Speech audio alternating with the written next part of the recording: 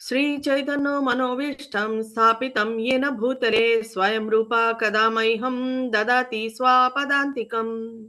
वन्देऽहं श्रीगुरु श्रीयुतपदकमलं श्रीगुरून् वैष्णवांश्च श्रीरूपं साग्रजातं सगण रघुनाथान्वितं तं सजीवं सावधूतं सावधूतं परिजनसहितं श्रीकृष्णचैतन्यदेवं श्रीराधाकृष्णपादान् सगण ललिता श्रीविशाखान्वितांश्च।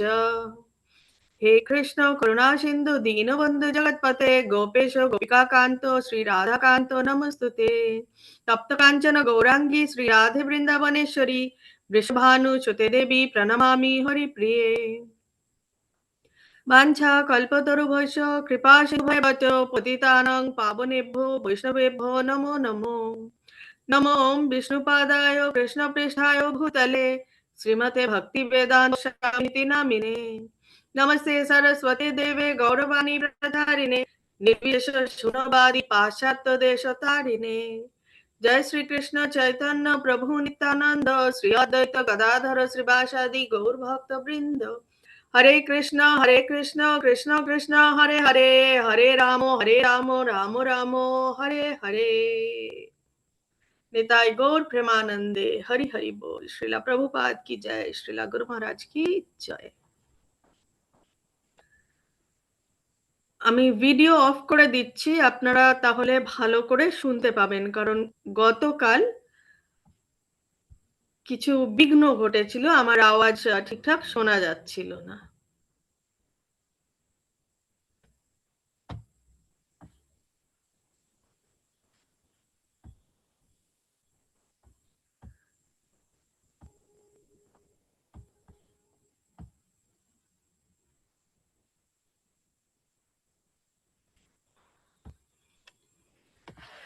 তৃতীয় দিনে তৃতীয় অধ্যায়, এবং তৃতীয় অধ্যায়ের নাম হচ্ছে কর্মযোগ।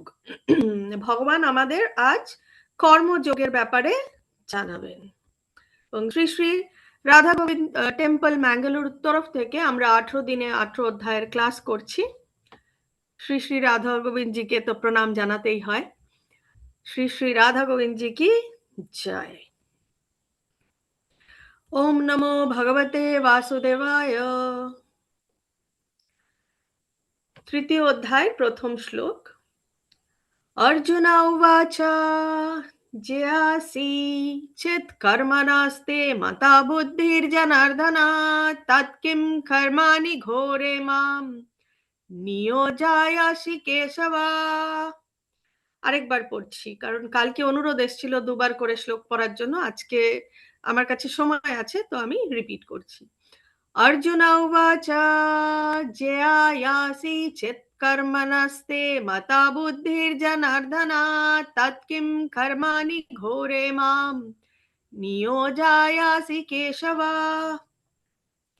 অর্জুন বললেন, হে জনার্দন, হে কেশব, যদি তোমার মতে কর্ম অপেক্ষা ভক্তি বিষয়নী বুদ্ধি শ্রেয়তর হয়, তাহলে এই ভয়ানক যুদ্ধে নিযুক্ত হওয়ার জন্য কেন আমাকে প্রেরোচিত করছো? অর্জুনের মনের মধ্যে এখন প্রশ্ন জেগেছে। তো কিরকম প্রশ্ন? অর্জুন বলছে ত্যাগ করব না কর্ম করব, সেটাই হচ্ছে অর্জুনের মনের মধ্যে দ্বিধা। অর্জুন আবার বলছেন, व्यामिश्रेणेव वाक्येन बुद्धिं मोहाय शिव मे तदेकं वद निश्चित्य येन श्रेयोऽहम् आप्नुयाम्। व्यामिश्रेणेव वाक्येन बुद्धिं मोहाय शिव मे तदेकं वद निश्चित्य येन श्रेयोऽहम् आप्नुयाम्। তুমি যেন দর্থবোধক বাক্যের দ্বারা আমার বুদ্ধি বিভ্রান্ত করছো, তাই দয়া করে আমাকে নিশ্চিতভাবে বলো কোনটি আমার পক্ষে সবচেয়ে শ্রেয়স্কর। অর্জুনের মতিভ্রম হয়েছিল দ্বিতীয় অধ্যায়ের ষষ্ঠ শ্লোক অবধি, এবং তারপরে দ্বিতীয় অধ্যায়ের সপ্তম শ্লোকে কি বললো? বললো আমি কিচ্ছু বুঝতে পারছি না, কিম কর্তব্য বিমূঢ় হয়ে পড়েছি, আমি তোমার শিষ্য হই, তুমি আমার গুরু হও এবং আমাকে নির্দেশ করো। তো ভগবান নির্দেশ দিচ্ছে এবং দিতে দিতে তখন অর্জুনের আবার বুদ্ধি হারিয়ে গেছে, বুঝতে পারছে না যে ভগবান কি বলছেন। ভগবান একবার বলছেন যে আম, আমরা দেখে নেব আগামীতে আছে। আম, মানে ভগবান যেভাবে কথাগুলো বলছে সেই কথাগুলো অর্জুন বুঝতে পারছে না। তাই বলছে দয়া করে আমাকে বলো কোনটি আমার পক্ষে সবচেয়ে শ্রেয়স্কর। এখন ভগবান বলছেন কর্মেন্দ্রিয়াণি সংযম্য ইয়া আস্তে মনসা স্মরম ইন্দ্রিয়ার্থান বিমূঢ়াত্মা মিথ্যাচারা স উচ্যতে। कर्मेन्द्रियाणि संयम्य या आस्ते मनसा स्मरन् इन्द्रियार्थान् विमूढात्मा मिथ्याचारः स उच्यते। যে ব্যক্তি পঞ্চ কর্মেন্দ্রিয় সংযত করেও মনে মনে শব্দ, রস আদি ইন্দ্রিয় বিষয়গুলি স্মরণ করে, সেই মূঢ় অবশ্যই নিজেকে বিভ্রান্ত করে এবং তাকে মিথ্যাচারী, ভণ্ড বলা হয়। আমরা ডান দিকে ছবি দেখতে পাচ্ছি যে সাধু সেজে নিয়েছে কিন্তু হাতে নেশার দ্রব্য রয়েছে। আসলে কি সাধু? না, একদম সাধু নয়। সাধু হলে সেই নেশার দ্রব্যটা তার হাতে কিন্তু থাকতো না। সপ্তম শ্লোক, यस्त्वेन्द्रियाणि मनसा नियम्यारभतेऽर्जुन कर्मेन्द्रियाय कर्मयोगम् असक्तः स विशिष्यते। यस्त्वेन्द्रियाणि मनसा नियम्यारभतेऽर्जुन कर्मेन्द्रियाय कर्मयोगम् असक्ता सा विशिष्यते। কিন্তু যিনি মনের দ্বারা ইন্দ্রিয়গুলিকে সংযত করে অনাসক্তভাবে কর্মযোগের অনুষ্ঠান করেন, তিনি পূর্বোক্ত মিথ্যাচারী অপেক্ষা অনেক গুণে শ্রেষ্ঠ। তাহলে এখানে বলছে যে ইন্দ্রিয়গুলিকে, মনের দ্বারা ইন্দ্রিয়গুলিকে সংযত করছে। আমরা ডান দিকে ছবিতে কি দেখতে পাচ্ছি? আমরা ডান দিকে ছবিতে জগন্নাথ দেবকে দেখতে পাচ্ছি যে গুন্ডি চামার্জন হচ্ছে। এখানে যে রাজা, সেই রাজা এসে ঝাড়ু দিচ্ছে নিজে। তাহলে একজন রাজা সে ভাবতেই পারে আমি একজন রাজা, আমি কেন ঝাড়ু দেব, ভগবান বেরোবে তো বেরোবে, আমার কি। সেটা সেটাই সাধারণ, রাজা কখনো ঝাড়ু দেয় না।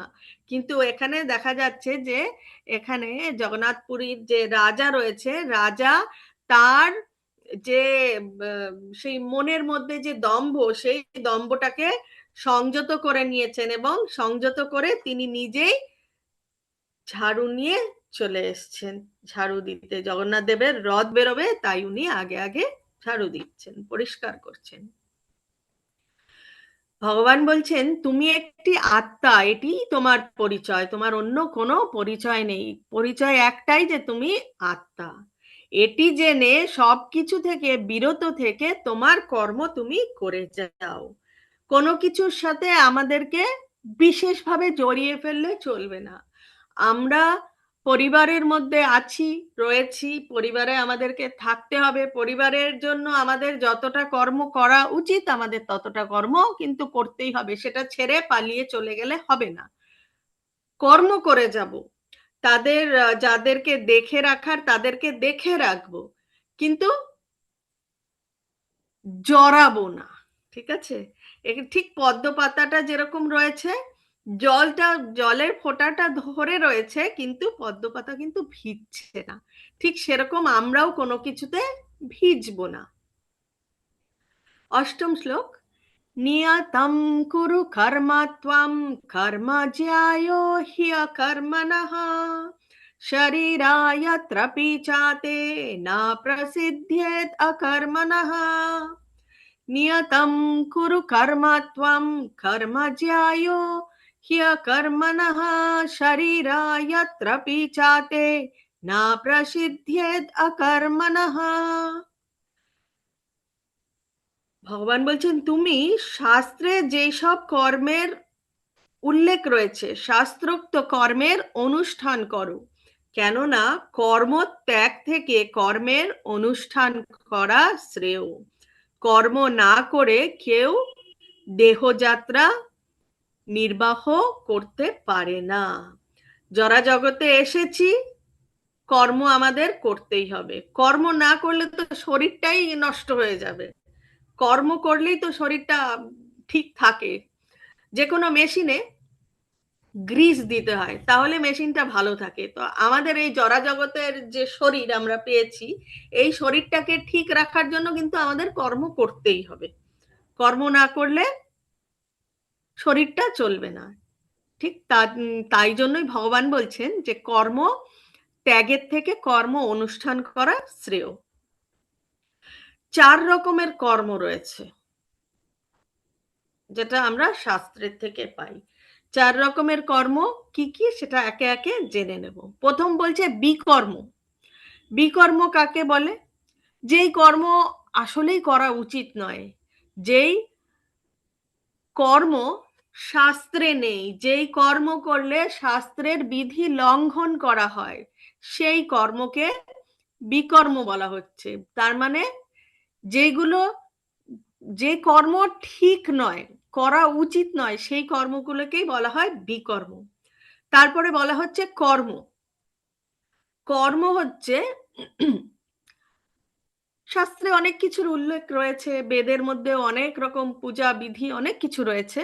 তো সেই সব শাস্ত্র মেনে কর্ম করে এবং সেই কর্মের ফলের আশা যে করে, যে করে যে কর্ম করা হয় তাকে বলা হয় কর্ম। নিষ্কাম কর্ম। নিষ্কাম কর্ম হচ্ছে কর্ম করছি কিন্তু আমি কোনো ফলের আশা করছি না, সেটাকে বলা হয় নিষ্কাম কর্ম। সে কিন্তু তার ফলটা কাউকে উৎসর্গও করছে না, কারোর কাছে সমর্পণ করছে না, সে করে যাচ্ছে, ফলের আশা না করে কর্ম করে যাচ্ছে, সেটাকে বলে নিষ্কাম কর্ম।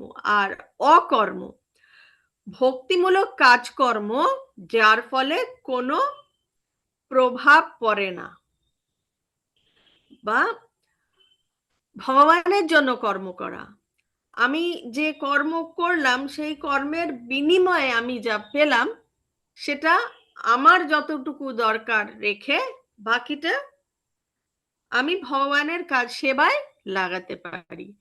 অথবা আমরা অনেকেই দেখতে পাই যে অনেকে টেম্পলে আসে কোনো কিছুর আশা না করে, কিন্তু না আমাকে সেবা করতে হবে, সে টেম্পলে গিয়ে হয়তো মুছে দিল, কোথাও ঝুল পড়েছে ঝুল ঝেড়ে দিল, ঝাড়ু দিয়ে দিল, পরিষ্কার পরিচ্ছন্ন করলো, টেম্পলের বাসন ধুয়ে দিল, সেখানে সে কোনো ফলের আশা কিন্তু করছে না, সেটাকে আমরা অকর্ম বলতে পারি। কর্মের যে নীতি, কর্মের নীতি হচ্ছে ঠিক এখানে যে গুটিগুলো সাজানো রয়েছে, একটা কর্ম আমরা করে ফেলি যদি ঠিক না হয় সেটা গিয়ে তার পরেরটাকে ধাক্কা দেয়, ধাক্কা দিতে দিতে দিতে দিতে ঘুরে কিন্তু আবার আমার কাছেই কোনো না কোনো রকম ভাবে সেটার ফল আসবে। তাই বলা হচ্ছে যে আপনার সাথে কে কিরকম ব্যবহার করছে সেটা তাদের কর্ম, এবং আপনার সাথে একজন কোন রকম ব্যবহার করলো যেটা আপনার পছন্দ হলো না, কিন্তু সেই ব্যবহারটা তার কর্মের মধ্যেই পড়ছে আর কি, সে করছে সেই কর্মটা, কিন্তু আপনি কিভাবে রিয়্যাক্ট করছেন, ঠিক আছে, আপনি কিভাবে রিয়্যাক্ট করছেন সেটাই হচ্ছে আপনার কর্ম। অন্য একজন তার মানে বাজে সে কোনো কর্ম করলো, মানে বাজে কর্ম বলতে আপনাকে নিচু ভাবে দেখলো বা আপনার সাথে আজে বাজে কিছু বললো, মানে আপনিও তার পরিপ্রেক্ষিতে যদি আবার উল্টো তার স্বরেই তার লেভেলেই কথা বলেন, তাহলে কিন্তু সেই কর্মটা আপনার ওপরেই আসলো এবং সেটা আপনাকেই এফেক্ট করবে। আমি বলছি যে যেরকম খুশি সে সেরকম করে যাক, আপনি আপনার জায়গায় ঠিক থাকবেন, আপনি বিবেচনা করে তাকে উত্তর দেবেন, বা আপনি বিবেচনা করে সেই মানে সেইভাবে রিয়াক্ট করবেন। আমরা অনেক সময় ভাবি যে ভালো মানুষের সাথে কেন খারাপ জিনিস ঘটে। ভালো মানুষের সাথে কি কখনো খারাপ কিছু ঘটে? আসলেই ঘটে না। আমরা দেখেছিলাম যে এই কলিযুগের গতকালকেই আমরা দেখেছিলাম একটা বৃক্ষ, এবং বৃক্ষের মধ্যে একটা পাখি রয়েছে। তো এই এক তো জড়াজগতে এসেছি, দ্বিতীয় নম্বর কলিযুগ। তো আমাদের যে মানে দৃষ্টি রয়েছে না, সেটার উপরে মায়ার প্রভাব রয়েছে। ঠিক আছে, যার জন্য আমরা আসল ব্যাপারটা বুঝতে পারি না। যেটা যখন যেভাবে হয় সেটা কিন্তু মানে ভালোর জন্যই হয়, খারাপের জন্য হয় না। এখানে যেটা দেখা যাচ্ছে, এটাকে একটা গাছ রয়েছে, এই গাছটাকে যদি কেটে দেওয়া হয়, দেখে মনে হচ্ছে যে কেটে দিল, গাছটার সাথে খারাপ করলো, কেন কাটা হলো। কিন্তু এই গাছটাকে দেখা যাবে যে কেটে দিলে এ আরো বেশি বেশি করে বৃদ্ধি পাবে, আরো বেশি আহ, মানে বেড়ে উঠবে। তো যার জন্য এই ব্যাপারটা আমরা আমাদের জড় জগতের দৃষ্টি দিয়ে বুঝতে পাই না। আর যে কর্ম করছি, হ্যাঁ, পাপ কর্ম যদি হয়, সেই পাপ কর্ম ধাপে ধাপে আমাদের কাছে আসে। ঠিক আছে, প্রথমে অঙ্কুর থাকে, একটু বড় হয়, একটু বড় হয়, বড় হতে হতে হতে হতে মানে এক একটা কর্মের না এক এক রকম রেজাল্ট থাকে। সেটা মানে সেটার একটা মাপকাঠি থাকে, এবং সেই মাপকাঠি এতে মানে যতটা বেশি থাকে, ততটা বেশি ভাবে, ততটা তাড়াতাড়ি ভাবে তার উপরে সেই কর্মের ফলের প্রভাব পড়ে। তো অনেক সময় আমরা দেখি যে অনেকে আমাদের আশেপাশে অনেক কিছু খারাপ করে যাচ্ছে, কিন্তু তার উপরে তো কোনো এফেক্ট হচ্ছে না। আমরা ভাবি ভগবান একে দেখছেই না। না না, ভগবান তাকে নিশ্চয়ই দেখছে, তার সময় হয়নি। সময় হলে তখন সে তার ফলটা বুঝবে। আর তাছাড়া আমরা এই জড়া জগতে এসছি 84 লক্ষ যোনি পার করে আমরা এই দেহটা পেয়েছি। ঠিক আছে, কে কি করছে সেটা দেখা আমাদের দায়িত্বও নয়, সেটা আমাদের কর্তব্যও নয়। ঠিক আছে, কে কি করছে তাকে সেটা, হ্যাঁ, আপনার যদি সেই আয়ত্তর মধ্যে আসে, আপনি একবার বলবেন যে এটা ঠিক নয়। তার বেশি কারোর ব্যাপারে কিছু বলা উচিত নয়, কারণ যে দেখার তিনি কিন্তু দেখছে। 9 নম্বর শ্লোক। यज्ञार्थात् कर्मणोऽन्यत्र लोकोऽयं कर्म बन्धनः तदर्थं कर्म कौन्तेय मुक्ता सङ्गः समाचर। यज्ञार्थात् कर्मणोऽन्यत्र लोकोऽयं कर्म बन्धनः तदर्थं कर्म कौन्तेय मुक्तसङ्गः समाचर। বিষ্ণুর প্রীতি সম্পাদন করার জন্য কর্ম করা উচিত, তা না হলে কর্মই এই জড়জগতে বন্ধনের কারণ। তাই হে কন্তেয়, ভগবানের সন্তুষ্টি বিধানের জন্যই কেবল তুমি তোমার কর্তব্য কর্ম অনুষ্ঠান করো, এবং এভাবেই তুমি সর্বদাই বন্ধন থেকে মুক্ত থাকতে পারবে। বলছে যে ভগবানের জন্য কর্ম করো, তাহলে আর কোনো বন্ধন তোমাকে আবদ্ধ করতে পারবে না। যে যেখানে এই কর্মী জীবনে আমরা যে যেখানে কর্ম করছি, কর্ম আমরা করে যাব, কিন্তু মনে করব যে ভগবানের জন্যই আমরা এই কর্ম করছি। এখন বলা হচ্ছে অনেকে অনেক রকম যজ্ঞ করে, এবং এক একটা যুগে এক এক রকম যজ্ঞের নির্দেশ ছিল। সত্য যুগে কি যজ্ঞ করতে হতো? ধ্যান যজ্ঞ। ঋষি মুনিরা ধ্যান করতেন। ত্রেতা যুগে অগ্নি দিয়ে যজ্ঞ করা হতো, সেটাই সেই যুগের সাধনা, সেই যুগের ধর্ম ছিল। দাপর যুগে ছিল মন্দিরে মন্দিরে পুজো অর্চনা, এবং কলিকালের যে যজ্ঞ সেটা হচ্ছে হরে কৃষ্ণ মহামন্ত্রর নাম যজ্ঞ। কলিকালে আমরা শুধুমাত্র নাম যজ্ঞ করেই পার পেতে পারি। এবং নাম যজ্ঞ কি করে করব? হরে কৃষ্ণ মহামন্ত্র বলবো, হরে কৃষ্ণ কৃষ্ণ কৃষ্ণ হরে হরে, হরে রাম রাম রাম হরে হরে। 16 নাম 32 অক্ষর মুখে বললেই হবে, মনটাও দিতে হবে যখন উচ্চারণ করছি, এবং সাথে আমাদের পঞ্চতত্ত্ব মহামন্ত্র বলতে হবে। সেটা হচ্ছে জয় শ্রীকৃষ্ণ চৈতন্য প্রভু নিত্যানন্দ শ্রী অদ্বৈত গদাধর শ্রীবাসাদি গৌর ভক্ত বৃন্দ। পঞ্চতত্ত্ব বলতে 5 জনকে বোঝাচ্ছে এখানে। মধ্যিখানে রয়েছে চৈতন্য মহাপ্রভু। চৈতন্য মহাপ্রভুর দক্ষিণে ডান দিকে এই যে নীল বস্ত্র পরে রয়েছে নিত্যানন্দ প্রভু। নিত্যানন্দ প্রভুর দক্ষিণে রয়েছে অদ্বৈত প্রভু। মহাপ্রভুর বাম দিকে রয়েছেন গদাধর পণ্ডিত, এবং তারপরে শ্রীবাস ঠাকুর রয়েছেন। এই 5 জনকে নিয়ে পঞ্চতত্ত্ব এবং পঞ্চতত্ত্ব মন্ত্র আমরা এক্ষুনি বললাম। এখানে সেই একই ছবি দেখাচ্ছে, শ্রীকৃষ্ণ চৈতন্য প্রভু নিত্যানন্দ শ্রী অদ্বৈত গদাধর শ্রীবাসাদি গৌর ভক্তবৃন্দ।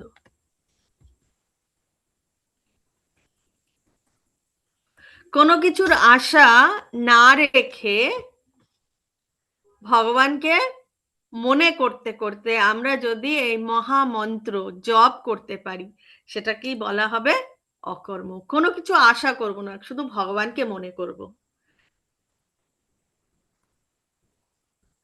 চৈতন্য মহাপ্রভুর আমরা ছবি দেখতে পাচ্ছি ডান দিকে, যিনি স্বয়ং ভগবান শ্রীকৃষ্ণ। তিনি কলি যুগে, মানে আজ থেকে 500-550 বছর আগে এসেছিলেন, এবং এসে ভগবান শ্রীকৃষ্ণের নাম গান ছড়িয়ে দিতে, সংকীর্তন, নাম সংকীর্তন প্রচার করার জন্য তিনি এসেছিলেন। আমরা এই মহামন্ত্র কোথায় করতে পারি? আমরা বাড়িতে বসে করতে পারি, সবাই মিলে একসাথে বসে। আমরা রাস্তায় করতে পারি নাম সংকীর্তন, নগর কীর্তন। আমরা যখন একা কোথাও আছি, কিছু করার নেই, বাসের ট্রেনে করে গাড়ি করে যাচ্ছি, কিছু করার নেই, তখন তো অন্য কোনো কাজ আমরা করতে পারি না। তখন একা একা বসে বসেও আমরা কিন্তু ভগবানের মহামন্ত্র জপ করতে পারি, পরিবারের সাথে জপ করতে পারি। যেখানে খুশি সেখানে, যেই দিকে মুখ করে, এটার জন্য কোনো উত্তর দক্ষিণ পূর্ব পশ্চিমের কিছু নেই। যেদিকে খুশি যেমন ভাবে আছি তেমন ভাবেই আমরা ভগবানের এই নাম জপ করতে পারি। শাস্ত্রে রয়েছে হরের নামা হরের নামাই বা কেবলম কালৌ নাস্তেভ্যা নাস্তেভ্যা নাস্তেভ্যা গতির অন্যথা। তাই বলছেন যে কলিযুগে আধ্যাত্মিক উন্নতির জন্য হরিনাম ছাড়া অন্য কোনো উপায় নেই, উপায় নেই, উপায় নেই। আমরা বলি না সত্যি সত্যি সত্যি, 3 সত্যি, তো এখানেও 3 বার করে বলা হচ্ছে হরিনাম জপ করা ছাড়া আর কোনো উপায় নেই, উপায় নেই, উপায় নেই।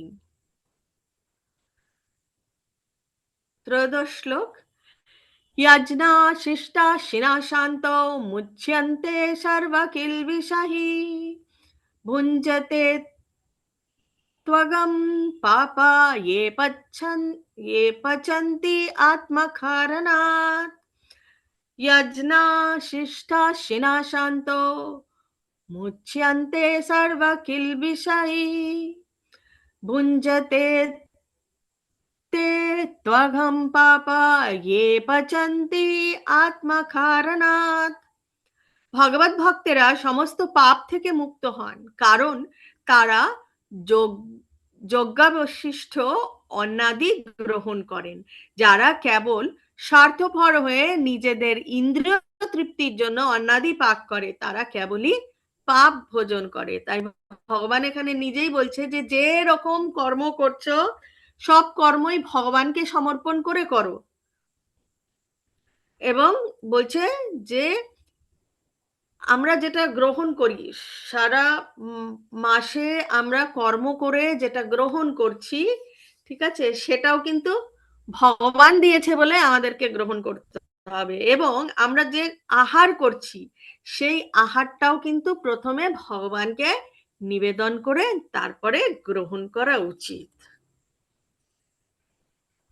তা না হলে সেই যা কিছুই গ্রহণ করছি সেটা কিন্তু পাপ মুক্ত হয় না। কেন বলছে সেই আহারটা পাপ মুক্ত হয় না? কারণ 84 লক্ষ রকমের জীব জন্তু রয়েছে, ঠিক আছে, মাটিতেও রয়েছে, হাওয়ার মধ্যেও রয়েছে, যেখানে খুশি সেখানে রয়েছে। যখন আমরা একটা যে কোনো শাক বা যে কোনো সবজি বা যে কোনো ফল আমরা যখন গাছের থেকে আহ, তুলে আনছি না, তো সেখানেও কোনো না কোনো জীব রয়েছে, যখন তুলছি সেই জীবগুলো কিন্তু ক্ষতি হচ্ছে, সেটাও কিন্তু একটা পাপ। যখন সেটা ধোয়া হচ্ছে জলের মধ্যেও অনেক রকম জীব আছে, সেই জীবগুলোর বোধহয় কোনো না কোনো ক্ষতি হচ্ছে, মোছা হচ্ছে, বা আমান্য করা হচ্ছে, সেটাতেও কোনো না কোনো জীব হয়তো হত্যা হচ্ছে। যখন আগুন জ্বালাচ্ছি তখন হাওয়ার মধ্যেও কোনো না কোনো জীব রয়েছে, ঠিক আছে, সেই অগ্নিতে সেই জীবটারও হয়তো কোনো ক্ষতি হয়ে যাচ্ছে। তো যার জন্য প্রতি পদে পাপ রয়েছে। তাই বলা হচ্ছে আমরা যা কিছুই করি না কেন সবকিছুই ভগবানকে সমর্পণ করে করলে সেই পাপটার আমাদের ছুতে পারে না। এটার কুইজে প্রশ্ন আছে, 14 শ্লোক। अन्नद् भवन्ति भूतानि पर्जन्यद् अन्न सम्भवः यज्ञद् भवति पर्जन्यो यज्ञ कर्म समुद्भवः। अन्नद् भवन्ति भूतानि पर्जन्याद् अन्न सम्भवः यज्ञाद् भवति पर्जन्यो यज्ञ कर्म समुद्भवः। অন্ন খেয়ে প্রাণীগণ জীবন ধারণ করে, বৃষ্টি হওয়ার ফলে অন্ন উৎপন্ন হয়, যজ্ঞ অনুষ্ঠান করার ফলে বৃষ্টি হয়, এবং শাস্ত্রোক্ত কর্ম থেকেই যজ্ঞ উৎপন্ন হয়।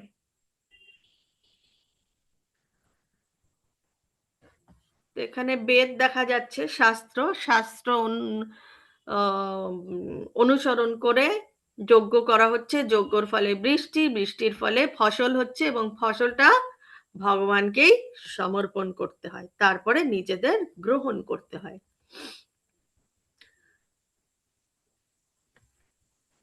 গিরিধারী কি জয়। এখানেও আমরা সেই দাপর যুগের গল্পও দেখছি, সেখানে বলা হয়েছিল যে ইন্দ্রের পুজো হবে, ঠিক আছে, গোকুলে ইন্দ্রের পুজো হবে। তো তখন ভগবান শ্রীকৃষ্ণ বলল না না, ইন্দ্রের পুজো করার দরকার নেই, আমরা সবাই গিরি গোবর্ধনের পুজো করব। তো তখন ইন্দ্র খুব রেগে গেল যে পুজো হচ্ছে না কেন, পুজো করতে কেউ আসছে না কেন। তারপরে ইন্দ্র রেগে গিয়ে এমন বৃষ্টি দিল, পুরো গ্রাম ভেসে যাচ্ছে, গ্রাম ভেসে যাচ্ছে।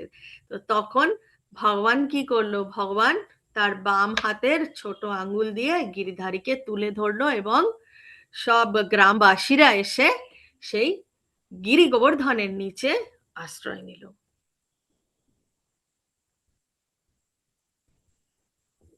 কলিযুগে আমাদের যজ্ঞ একটাই, সেটা হচ্ছে হরে কৃষ্ণ মহামন্ত্র।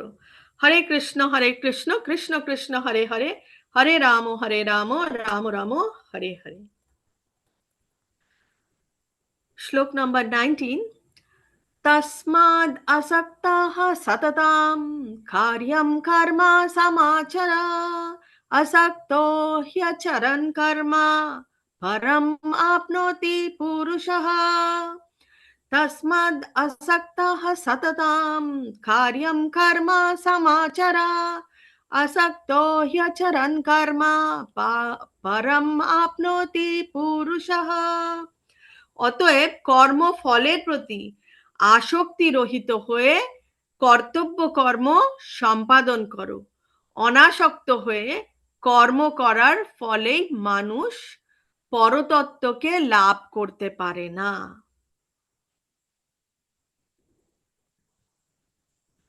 সরি, এখানে বলছে অনাসক্ত হয়ে একমাত্র আমরা পরতত্ত্বকে ভগবান প্রাপ্ত হতে পারি, কিন্তু আসক্তি যদি রাখি, কোনো ফলের প্রতি যদি আসক্তি রাখি, তাহলে আমরা কখনোই ভগবানের কাছে পৌঁছতে পারবো না।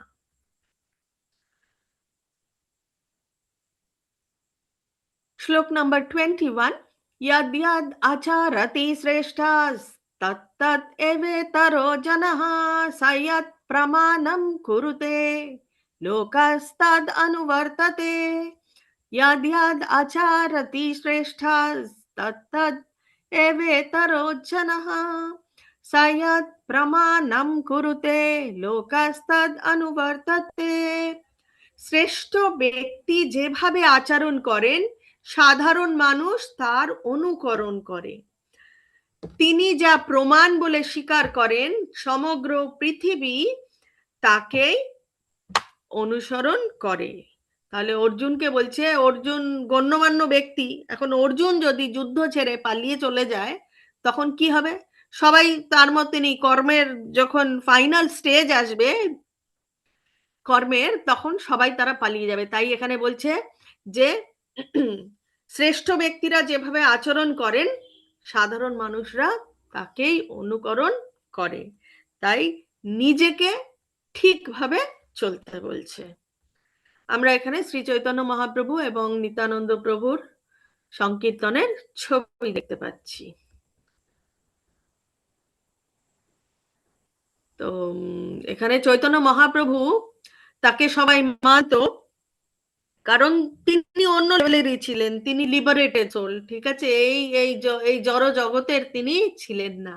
তো তিনি একজন মানে আমাদের গুরু পরম্পরায় আমরা তো চৈতন্য মহাপ্রভুর কথা অনুযায়ী চলছি, এবং পরম্পরাটা কে যেখানে মানে একদম চলে যেতে চলছিল, ঠিক আছে, মায়াবাদীদের প্রভাব পড়ছিল অনেক বেশি, তখন ভগবান শ্রীকৃষ্ণই চৈতন্য মহাপ্রভু রূপে আসেন এবং ভগবানের নাম গান ছড়িয়ে দেয়। তো চৈতন্য মহাপ্রভু যেভাবে আচরণ করছে, ঠিক সেইভাবেই সবাই অনুকরণ করার চেষ্টা করছে। শ্লোক নাম্বার 26, না বুদ্ধি ভেদম জনয়াদ अज्ञानं कर्म संगिनां जोषायेत् सर्वकर्माणि विद्वान् युक्ता समाचरन्। न बुद्धि भेदं जनयात् अज्ञानं कर्म संगिनां जोषायेत् सर्वकर्माणि विद्वान् युक्ता समाचरन्। জ্ঞানবান ব্যক্তিরা কর্মাসক্ত জ্ঞানহীন ব্যক্তিদের বুদ্ধি বিভ্রান্ত করেন না। যারা জ্ঞানী তারা জ্ঞানহীনদের বুদ্ধি কখনো বিভ্রান্ত করেন না, বরং তারা ভক্তিযুক্ত চিত্তে সমস্ত কর্ম অনুষ্ঠান করে জ্ঞানহীন ব্যক্তিদের কর্মে প্রবৃত্ত করেন। 27 নম্বর শ্লোক, प्रकृते क्रियमाणानि गुणैः कर्मणि सर्वशः अहंकारा विमूढात्मा कर्ताहम् इति मन्यते। प्रकृते क्रियमाणानि गुणैः कर्माणि सर्वशः अहंकारा विमूढात्मा कर्ताहम् इति मन्यते।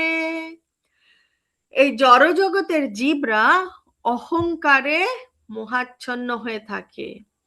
কেন অহংকারে মোহাচ্ছন্ন হয়ে থাকে? কারণ প্রকৃতির তিনটে গুণ রয়েছে, সত, রজ এবং তমগুণ। এই তিনটে গুণের দ্বারা ক্রিয়মান সমস্ত কার্যকে স্বীয় কার্য বলে মনে করে, এবং সে কি মনে করে? আমি কর্তা, আমি সবকিছু করলাম, এবং সে ঠিক এরকম অভিমান করে। কিন্তু না, যা কিছুই চারিদিকে হচ্ছে সবকিছুই কিন্তু এই যে তিনটে গুণ রয়েছে সেই তিনটে গুণের প্রভাবে হচ্ছে। শ্লোক নাম্বার 36। अर्जुन उवाच अथ केन प्रयुक्तोऽयं पापं चरति पुरुषः अनिच्छम् अपि वार्ष्णेय बलद् इव नियोजितः। अर्जुन उवाच अथ केन प्रयुक्तोऽयं पापं चरति पुरुषः अनिच्छम् अपि वार्ष्णेय बलद् इव नियोजितः। অর্জুন বললেন, হে বার্ষ্ণেয়। বার্ষ্ণেয় কাকে বলছেন? ভগবান শ্রীকৃষ্ণকে বলছেন। হে বার্ষ্ণেয়, মানুষ কার দ্বারা চালিত হয়ে অনিচ্ছা সত্ত্বেও যেন বলপূর্বক নিয়োজিত হয়েই পাপাচরণে প্রবৃত্ত হয়। হ্যাঁ, এটা আমরাও অনেক সময় দেখেছি, ইচ্ছা নেই কিন্তু তাও কোনো একটা কিছু ভুল করে ফেলেছে। সেটাই অর্জুনেরও প্রশ্ন, এবং অর্জুন সেই প্রশ্নের উত্তর চাইছে। ভগবান এখন বলছেন 38 নম্বর শ্লোকে, ধূমেন व्रियते वह्निर्यथादर्शो मलेन च यथोल्बेन वृतो गर्भस्तथा तेनेदमावृतम्। धूमेन व्रियते वह्निर्यथादर्शो मलेन च यथोल्बेन वृतो गर्भस्तथा तेनेदमावृतम्। ভগবান বলছেন, অগ্নি যেমন ধুয়োর দ্বারা আবৃত থাকে, দর্পণ যেরকম ময়লার দ্বারা আবৃত থাকে, অথবা গর্ভ যেমন জরায়ুর দ্বারা আবৃত থাকে, তেমনি জীবাত্মা বিভিন্ন মাত্রায় এই কামের দ্বারা আবৃত থাকে। এবং এই কামের দ্বারা বলছে আবৃত থাকে, যার জন্য সে ভুল করে ফেলে। তো আমরা এখানে সেই ছবি দেখছি, আয়নার ওপরে যদি ধুলো পড়া থাকে, আয়নায় মুখ দেখা যায় না, মনেই হয় না যে সেটা আয়না। আগুনের ওপরে ধুয়ো রয়েছে, ধুয়োটা এরকম মানে ঘন ধুয়ো রয়েছে, তার ভেতরে যে আগুন আছে সেটা বোঝা যায় না। মানে আমরা ছোটবেলায় দেখেছি যে মাটির উনুন যেগুলো ছিল, সেখানে ওই লম্বা চোঙের মতন সেটা দিয়ে ফু দিলে, হাওয়া দিলে আবার দাউ দাউ করে আগুন জ্বলতো, কিন্তু এমনি দেখলে বোঝা যায় না যে অগ্নি রয়েছে তার মধ্যে। তো ঠিক সেরকমই ওই মানে ভেতরে তার যে গুণটা সেটা কিন্তু রয়েছে, কিন্তু ঢাকা। 41 নম্বর শ্লোক, तस्मात् त्वम् इन्द्रियाणि यदौ नियम्य भरतर्षभा पापमानं प्रजाहीयेनं ज्ञानाविज्ञाननाशनम्। तस्मात् त्वम् इन्द्रियाणि यदौ नियम्य भरतर्षभा पापमानं प्रजाहीयेनं ज्ञानाविज्ञाननाशनम्। অতএব হে ভরত শ্রেষ্ঠ, তুমি প্রথমে ইন্দ্রিয়গুলিকে নিয়ন্ত্রিত করে জ্ঞান ও বিজ্ঞান নাশক পাপের প্রতীকরূপ এই কামকে বিনাশ করো। তাহলে ভগবান বলছে যে কামকে, আমাদের মনের মধ্যে যে কামনা বাসনা, সেই কামনা বাসনাটাকে বিনাশ করতে হবে। এবং কামনা বাসনা বিনাশ করার জন্য আমাদের এই যুগের যে ধর্ম, সেই ধর্ম আমাদেরকে মানতে হবে।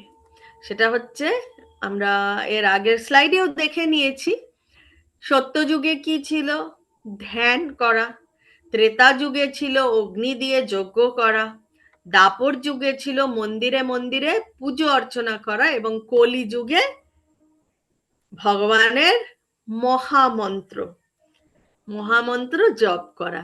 সেটা করলেই আমাদের ভেতরে যত রকমের মলিন রয়েছে, যত রকমের নোংরা, যেটা মানে বিগত লক্ষ লক্ষ জন্ম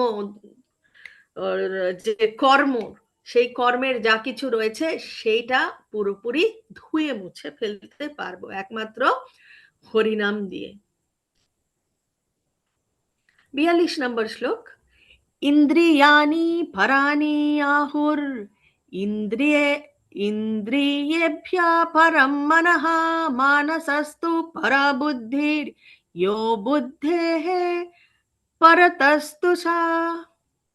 ইন্দ্রিয়ানি পরানি আহুর ইন্দ্রিয়েভ্যः পরম মনঃ মানসস্তু পরা বুদ্ধির यो বুদ্ধেঃ পরতস্তু সা।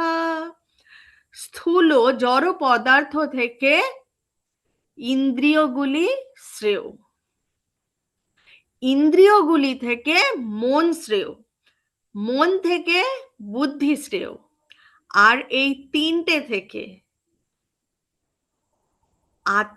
এই যে তিনটে তার থেকে সেই বুদ্ধি থেকেও আত্মা বুদ্ধি থেকেও শ্রেয়স্কর। তাহলে বলছে স্থূল জড় পদার্থ, আমাদের শরীরটাও স্থূল জড় পদার্থ, সেটা থেকে আমাদের ইন্দ্রিয়গুলি শ্রেয়, ইন্দ্রিয় থেকে আমাদের মন শ্রেয়, মন থেকে বুদ্ধি, এবং বুদ্ধির থেকে আত্মাই শ্রেয়।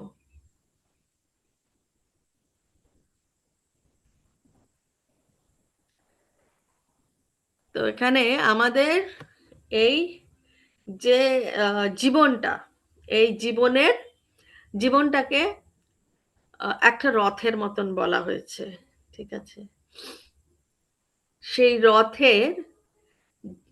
সেই রথটাকে বলা হচ্ছে আমাদের শরীর, আমাদের যে ইন্দ্রিয়গুলো আছে সেই ইন্দ্রিয়গুলোকে বলা হচ্ছে রথটা, যে টেনে নিয়ে যাচ্ছে সেই ঘোড়া, যে লাগাম রথে যে ঘোড়াগুলোকে যে চেন দিয়ে বেল্ট দিয়ে দড়ি দিয়ে যেটাই বলবেন লাগাম, যেটা সেটা হচ্ছে আমাদের মন, এবং রথের যে সারথি সেটা হচ্ছে আমাদের বুদ্ধি, আর রথের মালিক হচ্ছে আমাদের আত্মা। তো এই ছবিটা দেখলে বোধহয় ভালো করে বোঝা যাবে। রথটা হচ্ছে শরীর, ঘোড়াগুলো